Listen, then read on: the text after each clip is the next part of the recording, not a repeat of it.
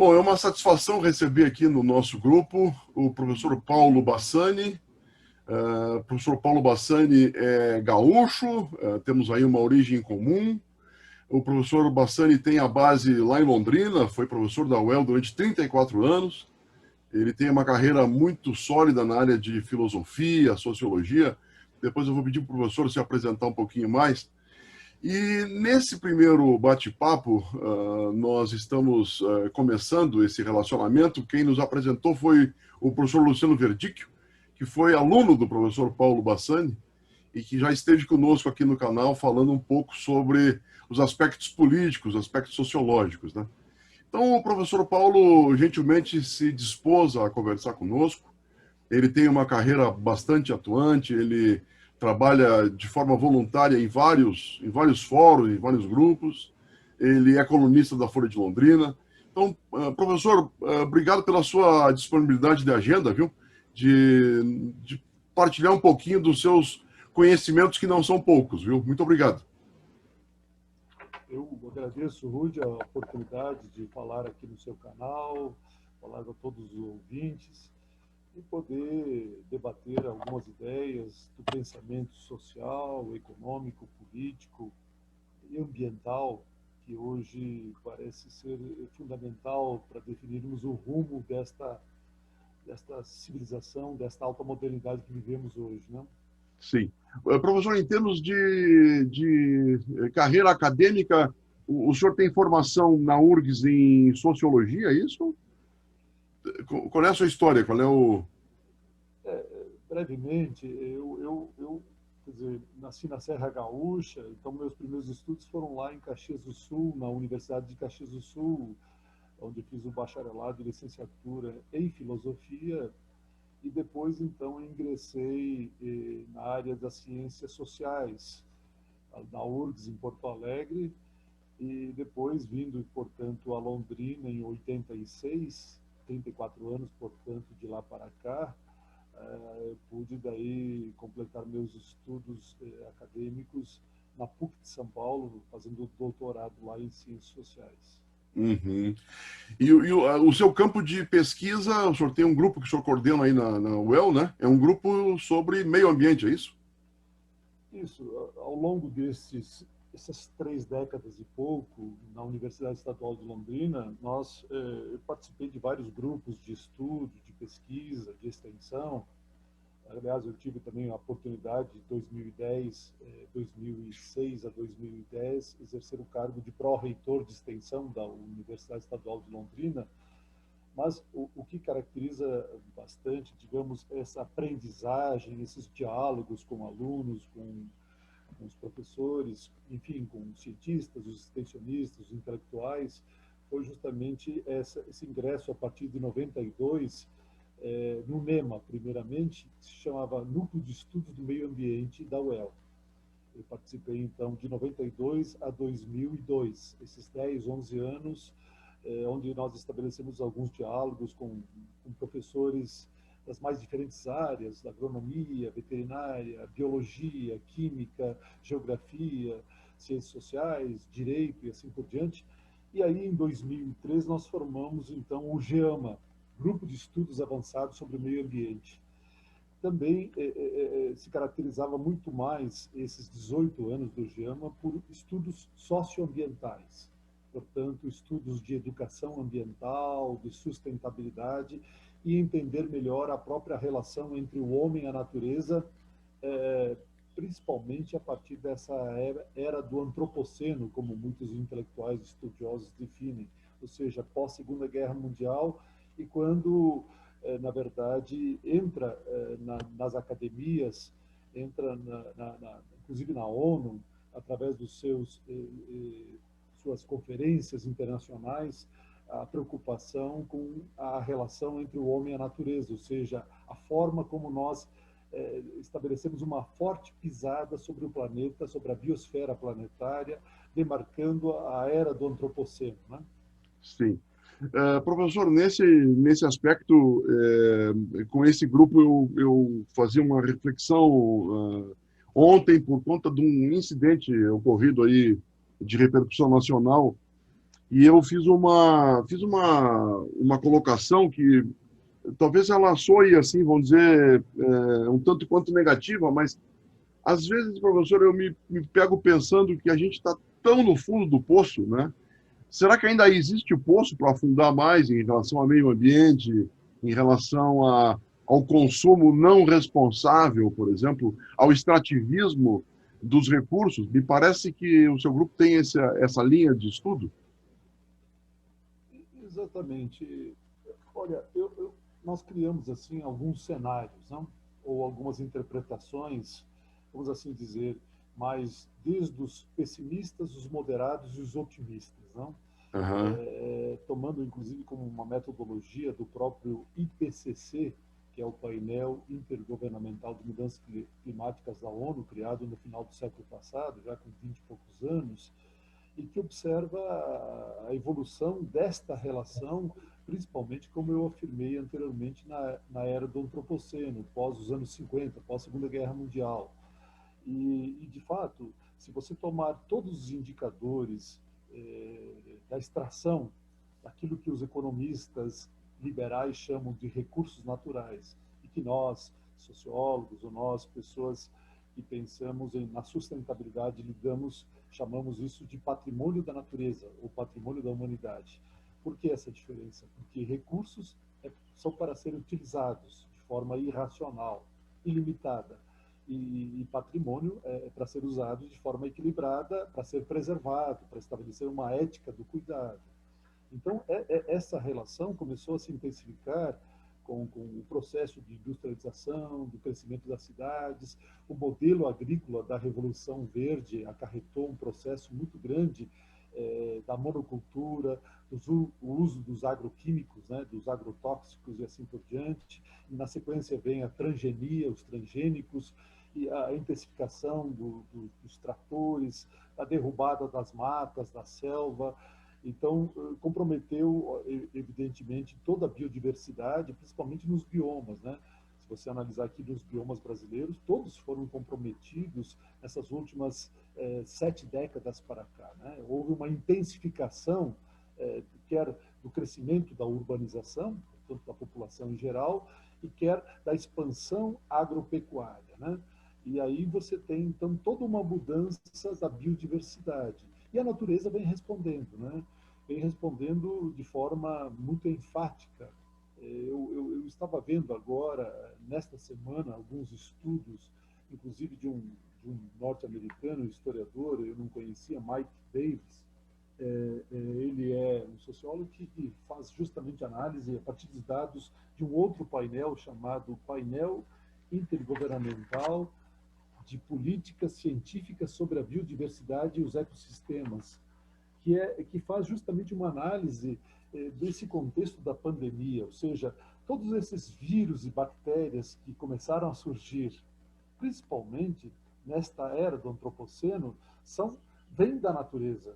À medida em que você transforma, tira os habitats dos animais selvagens, dos insetos, etc., eles começam a ter uma outra reação perante aquele espaço, tempo, espaço, território que eles são criados e criam resistências. Veja, por exemplo, as gripes, o HIV, o Covid-19, a SARS, tudo isso tem alguns fundamentos científicos que dizem que vieram de insetos, de morcegos, da natureza.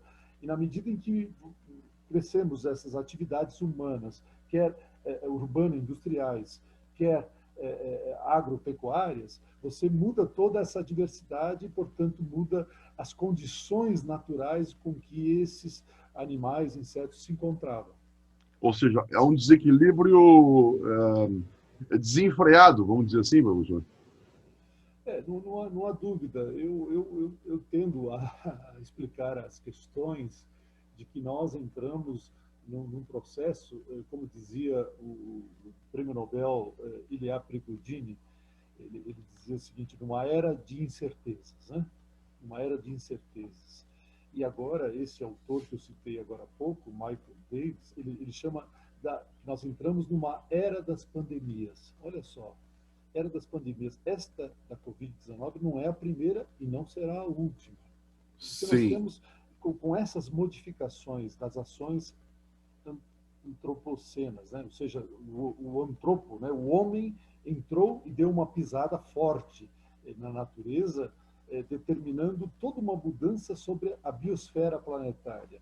Aliás, aqui fazer um parêntese muito claro, a gente diz assim, olha, nós temos um planeta que é pequeno, raro, frágil, belo, porém finito. A economia ela é de crescente expansão, né? Ela é ilimitada.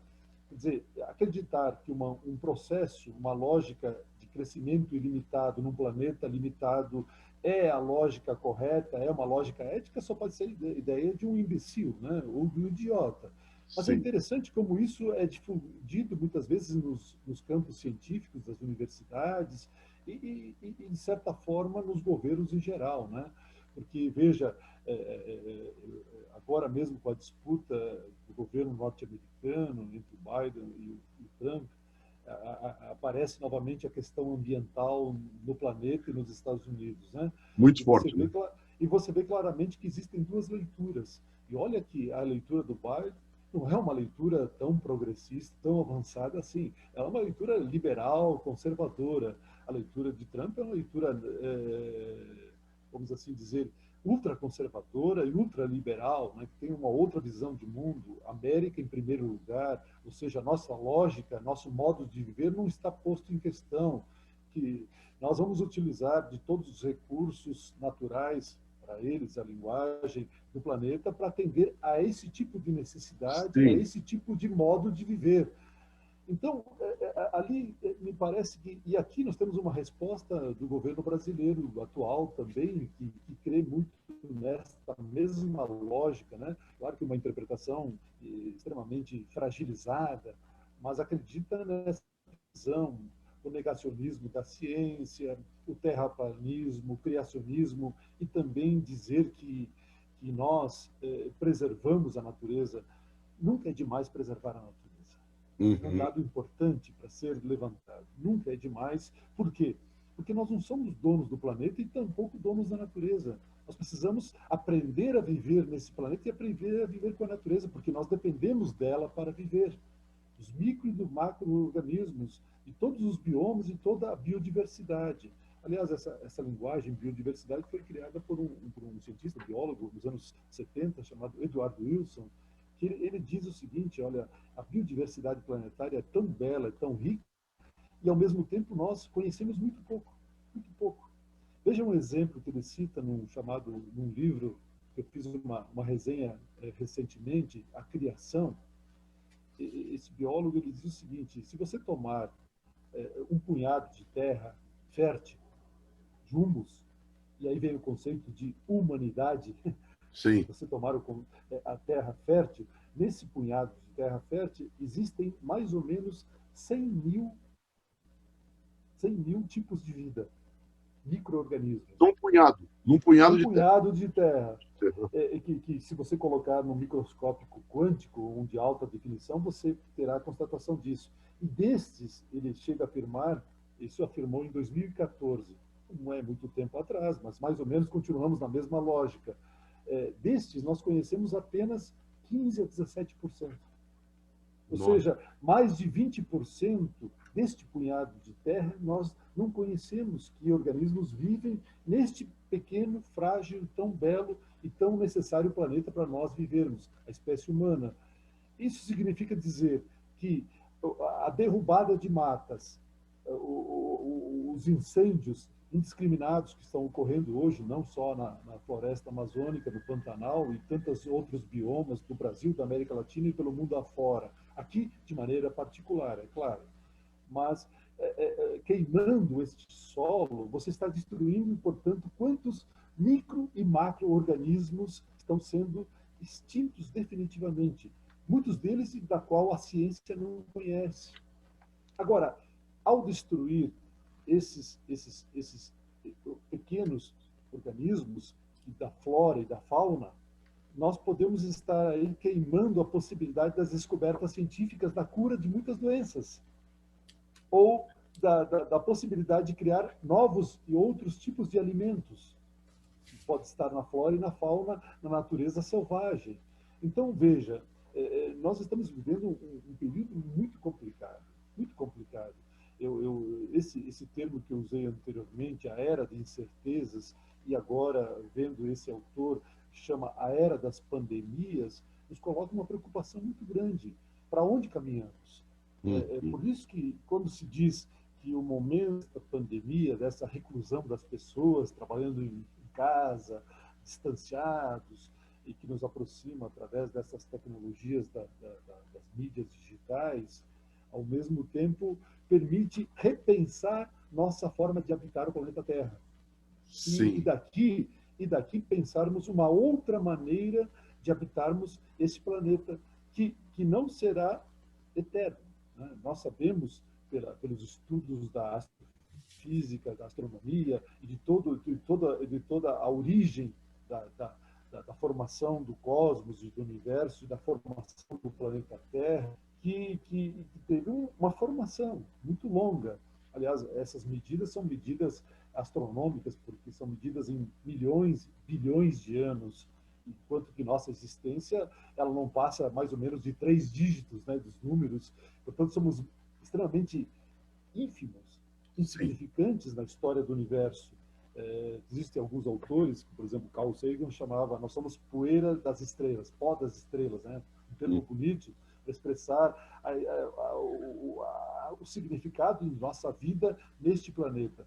E aí nos traz esse compromisso muito maior de que, com o conhecimento científico, com o conhecimento filosófico, sabermos quais são os propósitos da vida e da vida humana, e que nós temos muitas responsabilidades sobre o território que nós vivemos, sobre o planeta que nós habitamos. O planeta não é nosso, nós tomamos empréstimo, porque a espécie humana só veio muito depois de toda a formação, né, que é mais ou menos a definição de 4,7, 4,8 bilhões de anos, a formação desse pequeno bloco que está perdido no universo, aqui no sistema solar, na galáxia, na Via Láctea, né? Nós somos muito pequenos, né? Insignificantes para o universo. Ao mesmo tempo, nós temos um significado todo particular, porque é a única casa comum que temos para morar. E como dizia o Carl Sagan antes de falecer, e durante muitas outras décadas será a única casa comum que temos para viver. Porque hoje não temos tecnologia ou conhecimento de que haja condições de termos esse mesmo tipo de vida em outro planeta, em outro local. Que haja vida, muito provavelmente tenha. Se há vida inteligente, bom, aí já é uma outra discussão. Sim. É uma outra discussão. E que tenha condições de vida humana, aí já é uma outra discussão ainda mais longa. Okay? Então, me parece muito importante, em debates como esse que estou tendo aqui com você e todos que irão acompanhar, de colocarmos essas questões de forma bastante claras, né? Ou seja, aquilo que se conhece até hoje, o que nós temos em nossas mãos? Que instrumentos teóricos, metodológicos, analíticos temos para compreender por que chegamos a esse momento e como chegamos a esse momento? E daí começaram a lançar as primeiras perguntas. Bom, e agora, José, para onde vamos? Para onde queremos ir juntos? Essas me parecem ser as questões que a própria pandemia nos coloca pela frente. Sem dúvida. Professor, nós falávamos, eu acredito que no nosso primeiro contato, a questão de uma semana, hoje é dia 5 de novembro, nós conversamos há uma semana para alinhar essa agenda, e acho que nós comentamos alguma coisa no sentido da importância de entender o passado para compreender o presente, para definir o futuro, né?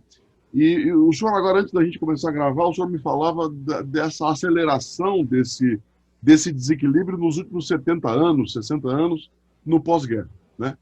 Ora, desses 70 anos, o senhor tem aí 34 anos aí de trabalho dedicado a esses assuntos, né? Claro que começando como estudante e amadurecendo, e hoje nós até falávamos de quanto estamos maduros, e aí chega a hora de parar, né, de aposentar. O senhor recentemente está passando por essa experiência da aposentadoria, né? E a gente está maduro o suficientemente para poder formular, para poder construir, né? E aí é hora de parar. É um paradoxo isso, né? Bom, Mas olhando para esses últimos 34, 35 anos que o senhor trabalha nessa área, né? O senhor percebe um desenvolvimento positivo ou negativo em relação a esses assuntos? Ou seja, nós estamos caminhando para frente ou dando passos para trás, professor? Essa é uma questão bastante complexa, Rudi.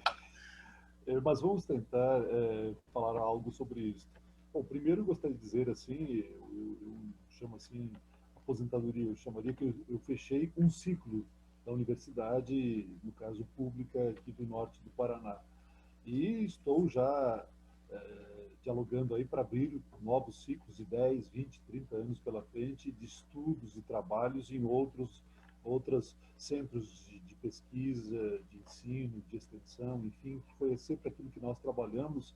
E como você bem lembra na nossa conversa, agora que nós, sessentões, chegamos a uma certa maturidade, né, intelectual, e que não ficamos apenas repetindo autores e começar a construir, a produzir conhecimento a partir de uma reflexão séria da leitura e a partir de uma observância dessa trajetória, as experiências tidas até esse momento e das leituras tidas.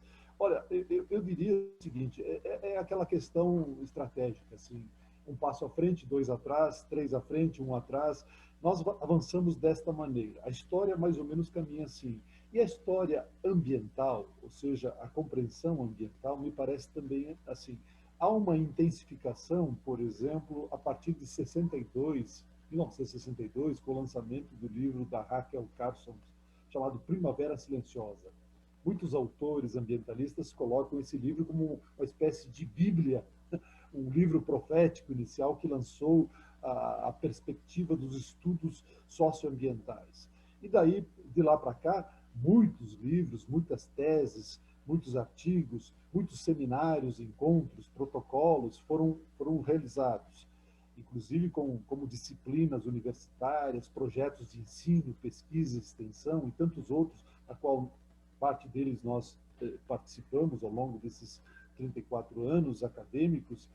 Mas eu diria o seguinte, ao mesmo tempo que temos hoje um acervo de conhecimentos sobre o funcionamento da natureza e, portanto, a perspectiva de estabelecermos uma nova relação entre a humanidade e a natureza, ou seja, a nossa forma de produzir, de extrair, de consumir diante da natureza, porque ela é limitada, ela é finita, e não permite um projeto, num local, num território limitado e finito, um projeto infinito. Então, nós vivemos numa modernidade capitalista, eu chamo muito isso, né? A modernidade, ela precedeu o próprio capitalismo. E o capitalismo, quando veio, ele absorveu as ideias da modernidade e conviveram muito bem com estes dois aspectos, só que estimulando excessivamente o consumo, a acumulação, a exclusão. Eu diria que de certa maneira, todo o processo ao longo desses 400 últimos anos, intensificados nesses últimos 70 anos, é preciso ser revisto, né? Ou seja, nós precisamos refazer a história aqui e agora, porque nós ainda temos tempo. Nós ainda temos tempo. Temos um planeta que está sendo condenado, né? Nós estamos matando a vida no planeta e, portanto, estamos matando a nossa própria vida, e que nós precisamos, de maneira assim, muito, muito enfática, agora, nesta década que nós iniciamos, hoje mesmo saiu um novo texto, um ensaio na Folha de Londrina, onde eu falo sobre a trajetória de narrativas. Nós tivemos tantas narrativas ao longo dessas últimas décadas, e todas elas, ou quase todas elas, deram como os burros na água. Ou seja, nós não fomos a lugar nenhum. Não resolvemos os grandes problemas da humanidade. Por exemplo, o trabalho, a geração de emprego e renda. Por exemplo, não extinguimos a fome no mundo. Não acabamos com as guerras. O nosso modelo é extremamente predatório em tudo. Veja o que está acontecendo hoje nos polos. basicamente no Ártico, Polo Norte. Cada vez existem dados do IPCC que demonstram que a camada polar de gelo está sendo reduzida. Se você tomar os dados dos anos 60 para cá, portanto, nos últimos 70 anos, diminuiu em torno de 30% a 32% da camada de gelo. E no Polo Sul, um pouco menos, em torno de 12% a 15%. Mas essa diminuição causa um problema muito sério com os mares. São os mares, os oceanos, que definem grande parte do nosso clima. Aquilo que a gente chama de aquecimento global, as mudanças climáticas vêm em função da subida, elevação dos mares, elevação da temperatura das águas, a mudança dos fluxos das correntes marítimas. Isso vai determinar a mudança no planeta como um todo. Associado a isso, ao desmatamento, às queimadas, a emissão de gases causadores do efeito estufa, como, por exemplo, o gás carbônico, o gás metano e o dióxido nitroso, que são os principais gases causadores do efeito estufa. Você tem, então, aí uma aceleração muito grande, né? Até agora, grande parte, a própria natureza vai absorvendo, né? Vai absorvendo. Porém, ela chegou num limite. Por exemplo, nós já passamos agora, nessa última década, a emissão de mais de 400 partículas por milhão, né, da emissão do gás carbônico. Ou seja, se continuarmos nessa emissão, daqui a uma década, portanto, na década de 20 para 30, nós teremos comprometimento do ar que respiramos. E aí causador de muitas doenças, da água que bebemos, devido à contaminação com agrotóxicos, devido à contaminação, ao secamento das nascentes, dos rios. Então, você tem a poluição dos mares, né? O lançamento de plástico nos mares e a mortandade de várias espécies marinhas, dos corais, que são fundamentais para manter toda a biodiversidade marítima. Então, esse comprometimento, ele é repleto. Existem os dados das principais universidades mundiais, que estão ligados aos relatórios que o IPCC lança a cada 2 ou 3 anos, mostrando, assim, de certa forma, em conta-gotas, as coisas como estão andando. E se nós nos depararmos para analisar com mais calma, nós podemos observar que a coisa está ficando muito séria, muito séria. E se nós não frearmos esse processo e estabelecermos um outro processo de produção, de consumo, de utilização do patrimônio natural, que é a natureza, estabelecer uma nova relação equilibrada, harmônica, e alguns citam, na ausência talvez de um outro conceito, chamando um equilíbrio sustentável, né? Que se sustente, que seja dialógico, que seja um entendimento sobre uma forma de viver, aquilo que os andinos chamam do bem viver, né? O bem viver, e não o viver bem. Viver bem significa acumular bens. Sim. O ter, o bem viver significa o ser. Essa descoberta entre o ter e o ser, e esse equilíbrio, me parece importante hoje. É por isso que a reflexão profunda, ela precede uma prática consequente. Sem dúvida, sem dúvida. E ela tem uma relação direta. E nós, portanto, os intelectuais, os cientistas, quem se depara sobre isso, tem um compromisso ético de chamar a atenção. Apesar de que nós não somos muito bem vistos hoje, sobretudo pelas mídias digitais, né? Que preferem os seus youtubers, aqueles que têm o domínio e milhões de seguidores pelas redes sociais, lançando ideias, pensamentos rasos sobre o momento que nós estamos passando, e talvez não tenha a profundidade necessária e a seriedade necessária para enfrentarmos esse momento de travessia, né? Eu falo travessia porque é muito mais que uma transição. Eu uso como exemplo a travessia. Nós estamos atravessando um mar profundo, incerto, inseguro e cheio de problemas. E que tem, além de muitas resistências, o vento soprando contra as resistências, o vento soprando contra, também nós temos que escolher quais são as embarcações corretas, quais são as metodologias corretas para cruzarmos, com que instrumentos, com que indicadores, com que conhecimento nós temos em nossas mãos para cruzar esse mar tão bravio que é esse momento de transição de travessia, ou melhor dizendo, necessária, para que a gente possa prolongar a vida neste planeta. Uma coisa que o senhor falou que chamou muita atenção é a palavra ainda há tempo. Então, isso é uma informação muito interessante, né?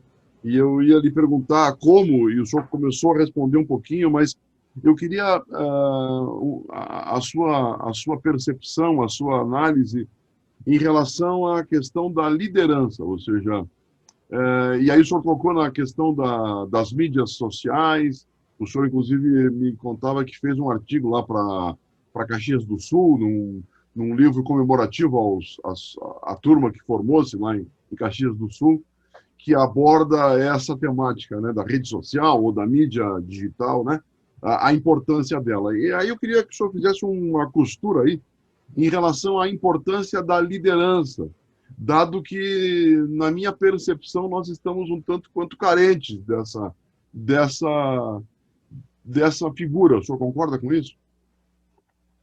Exatamente. Eu diria que talvez, Rudy, seja o momento de nós também pensarmos assim em formas mais horizontalizadas, de pensar a política e de pensar a história. Que tudo nesta modernidade foi estabelecido de forma muito piramidal, né? Hierarquizada. Hoje nós precisamos ouvir a todos, abrir e aproveitar o lado bom, vamos assim dizer, das redes sociais, das mídias digitais, dessa tecnologia da informação, que aproxima as pessoas, mas aí criando espaços mais de debate, diálogos de saberes. Nós precisamos recuperar alguns saberes que a ciência, a própria ciência moderna, de origem positivista, funcional, ela foi discriminando alguns atores e algumas experiências fundamentais. Por exemplo, toda experiência indígena, a ciência moderna ignorou. Ignora, sim. Ignorou. E nós, latino-americanos, nós brasileiros, latino-americanos, sobretudo, nós temos uma longa e bela experiência indígena que mostra como estabelecer essa relação entre os homens e destes com a natureza. E nós precisamos ouvir isso. Os camponeses, as populações tribais, populações ribeirinhas, as populações periféricas nas grandes cidades, elas possuem todo um acervo de experiências que talvez, aí sim, o verdadeiro líder, o intelectual engajado, o cientista engajado, ele precisa ouvir melhor, abrir um leque de diálogo com essas populações que foram ignoradas, de certa maneira, por essa corrente da ciência moderna, que preferiu dialogar com o capital. Uhum. O capital é o grande chefe, o grande carro, o condutor do modelo de modernidade que se assentou, sobretudo no Ocidente, e que depois ganhou visibilidade muito forte no Oriente também, né? Em todas as formas, se espalhou pelo mundo. É interessante que as experiências mais predatórias, elas têm facilidade de se espalhar mais do que essas experiências sustentadas, né? E talvez seja um pouco a nossa própria condição humana, né? Como dizia Hannah Arendt, né? E isso me preocupa, inclusive nas minhas reflexões escritas, sobre qual é a nossa condição humana, né? Eu dizia, entre o ser e o ter, o Heidegger escreveu um livro, O Ser e o Tempo, né?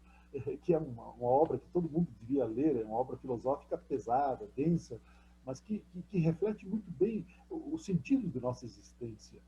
Nós fomos nos deixando levar pela lógica da materialidade, do consumo, do ter, da produção, da acumulação. E isto é um marco fundamental da modernidade capitalista. Enquanto que a nossa a relação de nós marcados, porque nós somos seres também subjetivos, emotivos, seres que temos sentimentos, valores, portanto nós somos seres poéticos, somos sapiens, não somos apenas a demência. A sapiens é que nos permite utilizar o pensamento, a poesia, a arte, a música, e aí sim resgatarmos verdadeiramente o nosso sentido, o nosso significado.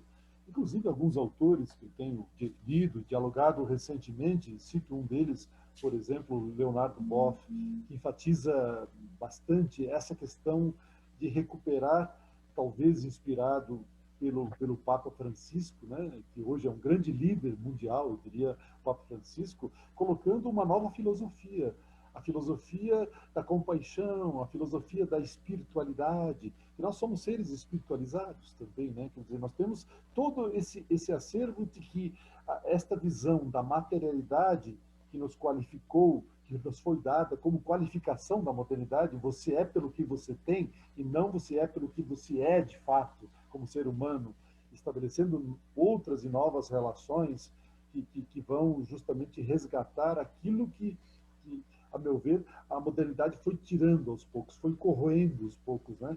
Corroendo nossa forma de ser. E que pode, veja, Ruth, estar nos levando nas próximas décadas, se é que teremos próximas décadas pela frente, poderá nos levar à robotização. Sim. Ou seja, a nossa aproximação da máquina, ou seja, essa separação entre aquilo que já tinha sido anunciado em alguns filmes e algumas literaturas, como Matrix, por exemplo, né? A ideia dessa aproximação tão grande com a máquina, onde chega um certo momento a gente não sabe mais quem somos nós, quem é a máquina, quem domina quem estabelece essa relação. Então essa é uma questão muito importante, que nós não somos somente seres inteligentes. Já existe a inteligência artificial, e às vezes quando eu olho para os animais domésticos, como eu tenho aqui em casa, uma cachorra e 2 gatos, eu olho assim, vocês nos dão um banho de compreensão, de inteligência, de entendimento de espiritualidade, do que é a vida. Mas eu diria que a nossa qualidade, diferente desses animais e de todas as outras expressões da natureza, é que nós somos seres imaginativos e seres criativos. Portanto, a imaginação e a criatividade é o que nos caracteriza. E não a repetição. Porque a repetição é da parte da natureza, dos animais, da flora e da fauna. E a máquina repete muito. A máquina não cria, ela não imagina. Então, nós usarmos esse conhecimento nessa etapa civilizatória e com tanto acervo, né, que nós temos hoje acumulado, desmembrarmos aquelas experiências, e para isso que serve a história, para a gente saber o que não fazer. Eu vejo muito a história assim, saber o que não fazer, o que não repetir. E a partir daqui, irmos em direção ao futuro, mesmo sem sabermos o todo, mesmo sem termos um caminho definido. O caminho se faz caminhando, como diria o filósofo, né? E como foi divulgado por Eduardo Galeano, na verdade não foi dele, lá na Colômbia, aquela ideia da utopia, né? E foi um jornalista, Fernando Birro, que falou assim, ele foi perguntado para os estudantes numa conferência, estava ele, Fernando Birro, Eduardo Galeano, numa conferência em Cartagena, na Colômbia, e disse, mas o que vem a ser a utopia? E aí ele respondeu, Fernando Birro, dizendo assim, a utopia é quando eu dou um passo à frente e ela se distancia 2 passos. Eu dou outros 2 passos e ela se distancia outro tanto. Para que serve a utopia? Para caminhar, para avançar continuamente. Essa é a nossa busca. E isso me parece ser o grande desafio também da ciência e da filosofia, né?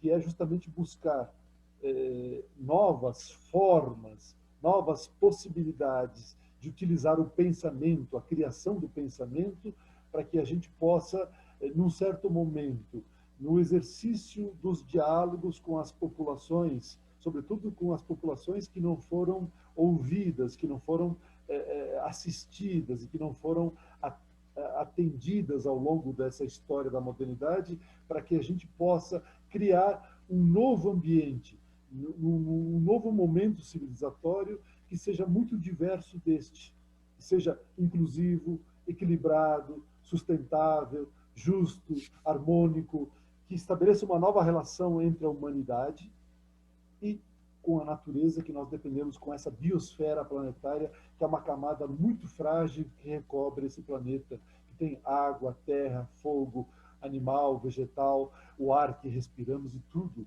E que tudo faz parte de uma rede de relações, como diria Fritz Capra, né? Esse físico famoso que escreveu vários livros, a teia da vida, formando a teia da vida. Nós compreendemos que nós somos parte dessa teia da vida. Não somos apenas os construtores da teia, somos parte dela. Sendo parte dela, é essa compreensão que nos coloca potencialidades e limitações. Nós temos que entender que somos seres que temos um grande potencial, mas que também temos grandes limitações. Se nós compreendermos essa dimensão, talvez nós poderemos abrir, portanto, uma janela para com o futuro e, nesse diálogo de saberes, construir um saber que seja viável, possível para as próximas décadas, quiçá para os próximos séculos. Sim. Me diga uma coisa, professor, nessa perspectiva que o senhor está mencionando, e aí eu queria já endereçar uma próxima entrevista com o senhor, e aí eu coloquei a palavra liderança, é porque eu percebo assim, professor, é que falta às vezes me parece que falta aquela reflexão no sentido de pensar global, mas agir local, né? Quer dizer, eu posso até pensar em querer resolver o problema da Amazônia, mas eu preciso resolver a situação do meu lixo aqui em casa, de separar o lixo orgânico do lixo reciclável, por exemplo, né? E aí me parece, e aí não sei se é uma análise rasa, que nesse momento que nós estamos, essa disputa, essa polarização, esse fla-flu entre quem é a favor ou quem é contra, ou seja, quem não está a favor é porque está contra. Quem não quer ganhar é porque vai perder. Quer dizer, me parece que a gente está indo num caminho um tanto quanto perigoso. Sim, é um caminho, é uma leitura, é uma prática extremamente rasa, usando a sua expressão, extremamente rasa. É o próprio conceito de democracia que nós vivemos, uma democracia de baixo teor, né? Baixíssimo teor. Democracia não se resume apenas em escolher os seus representantes. Democracia é algo mais profundo. Me tocaram muitas palavras há uns 12, 15 anos atrás, quando uma das últimas vezes antes de falecer, José Saramago esteve no Brasil, e todo mundo esperava que ele iria falar sobre o lançamento dos seus livros, do seu último livro, e ele começou a tratar, não, eu gostaria de falar de um tema que ninguém aborda, porque é um tema que todo mundo parece como perfeito, é discutir a democracia. O que é a democracia? E que democracia nós vivemos? Porque democracia não se resume nesta tarefa de escolha a cada 4 anos de pseudo-lideranças que são nada mais, nada menos, expressão dele, me chamou muita atenção, são cacheiros viajantes. Os políticos são cacheiros viajantes do grande capital. Alguns expressando de uma forma explícita esse interesse e outras de forma mais escondida, né? Mais exclusa, mais camuflada. Mas são, na verdade, cacheiros viajantes. Por quê? Porque nós temos um grande problema entre a democracia política e a democracia social e econômica. E que ela entra numa democracia ambiental. Porque nós temos que colocar o meio ambiente, o ambiente como um todo, também nessa discussão do princípio democrático. Porque nós não podemos dizer assim, mas é mais importante a vida humana do que a vida de uma onça do Pantanal. Quem afirmou isso? Nós, seres humanos, afirmamos isso? Porque nós colocamos assim, se ela não tem utilidade para mim, então ela não é importante. É que nós ainda não compreendemos essa teia da vida e respeitamos todas as outras vidas que existem nas micro e macro. E aí me parece importante surgir lideranças com essa capacidade de leitura de mundo dessa forma integral. Nós precisamos moradia, precisamos de emprego, de renda, precisamos saúde, educação de qualidade, precisamos uma cidade muito bem organizada, inteligente e articulada, precisamos de um modelo de agricultura que possa suprir os alimentos necessários e possa utilizar da ciência para que a gente conheça melhor a natureza e ela possa dar melhores respostas, não apenas encher os campos de agroquímicos, de venenos, e intoxicando as águas, os animais, a flora e a fauna, e nós, seres humanos, comendo, bebendo desses alimentos e assim por diante. Então, nós precisamos estabelecer outros fatores muito mais equilibrados. Não sobre o interesse do capital, sobre o interesse da vida. Isso está muito demarcado na última encíclica do Papa, né? Nós não temos que deixar um pouco de lado o interesse do capital e colocar o interesse da vida. Eles não se associam. cada vez se distanciam muito mais, cada vez se distanciam muito mais. Quer você ver aí continuamos em pleno segunda década do século XXI, ainda os países fundamentados num modelo energético totalmente ultrapassado. Cito o petróleo. Uhum, uhum.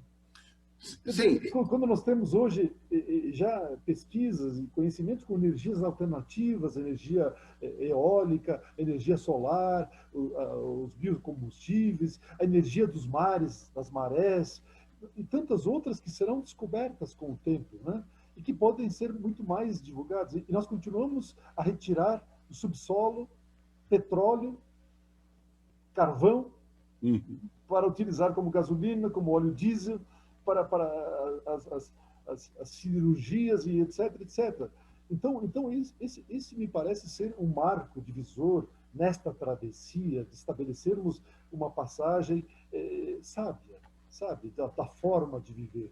Então, porque esse tipo de ação está prejudicando a todos. É claro que quem mais sofre são as populações empobrecidas, as populações, geralmente, que estão no hemisfério sul da América Latina, da África, da Ásia, particularmente, né? Você tem ali uma distribuição, uma geopolítica mundial, em que você tem riqueza e miséria, não apenas em regiões, mas dentro dos próprios países, né? Você vê com a pandemia, os dados que chegam dos Estados Unidos, né? Aumentou muito, não só o desemprego, mas a miséria, né? Sobretudo de latinos, de afrodescendentes e de tantas outras populações que vão tendo esse direito do país da liberdade, do país da realização, né? E cada vez mais a realização se encontra acanhada nas mãos de poucas, né? Acolhida nas mãos de poucos, né? Então o modelo ele não serve para a humanidade e não serve para a natureza. Nós precisamos repensar esse modelo. E aí me parece que então escolher primeiro, assim, surgir lideranças que tenham essa apreensão de mundo, essa compreensão de mundo, e que essas possam nos representar nas instâncias, nos fóruns políticos, municipal, estadual, federal, é muito importante nesse momento. Eu queria fazer mais um parágrafo sobre o conceito de democracia. É interessante que mais de 150 anos, né, que os norte-americanos eles chamam como o país da democracia, né? Que democracia é essa?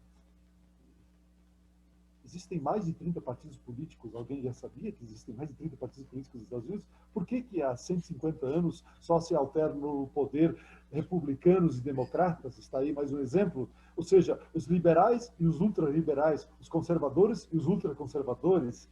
E por que não há outro espaço? E por que a democracia deles não é uma escolha direta? Sim, você escolhe delegados que vão representar. Então, veja como isso tudo, né?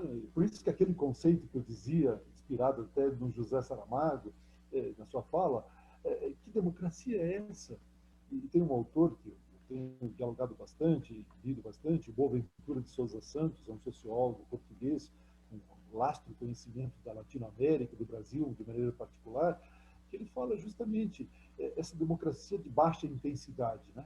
Nós vivemos, nós temos que caminhar para uma democracia nessa transição, nessa travessia para uma democracia de média intensidade para atingir uma democracia de alta intensidade, onde você junta direitos econômicos com direitos políticos, direitos sociais, e onde você estabelece uma nova forma de que o representante e o representado estabelecendo diálogos consequentes. Por exemplo, hoje via os instrumentos das redes sociais, que permite com que o eleitor e o eleito possam trabalhar simultaneamente, conjuntamente, claro, cada um nas suas áreas, os seus territórios. Nós temos um projeto, por exemplo, chamado o projeto, talvez seja tema para uma próxima conversa, o Programa Internacional Cidade Mais, justamente pega a partir de uma ideia de uma cidade educadora, uma cidade sustentável e uma cidade inteligente. Estabelece com essas mídias, com esses meios de comunicação, uma nova forma de estabelecer a relação das lideranças, você colocou, né? Das lideranças dos bairros, das comunidades, locais, regionais, urbanas e rurais, e esse diálogo constante para descobrir os formatos.